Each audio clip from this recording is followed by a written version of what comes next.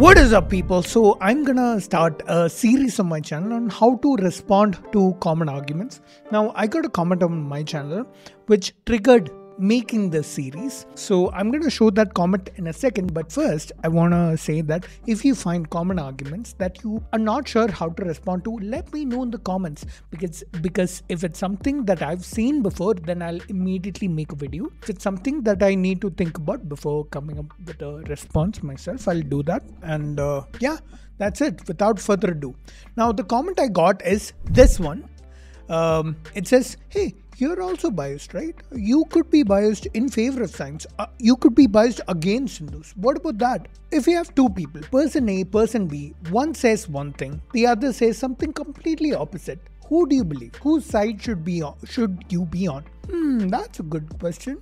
What's the answer? I'll tell you.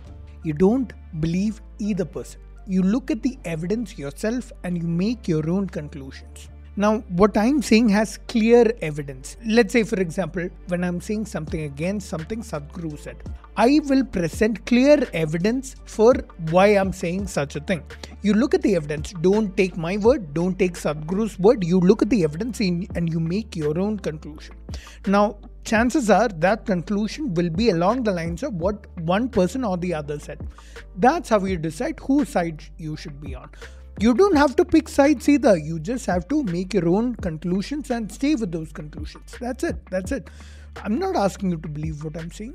Now, in the case of most things under science, there is always evidence that goes one way instead of the other way. That's why I like to speak on things that are more of a scientific nature, because there is evidence that I can rely on. But if it's something opinion based, could be maybe if it's a political issue, some of those, not all, but some of those are opinion based. They might not have evidence backing them, so you can't look at evidence.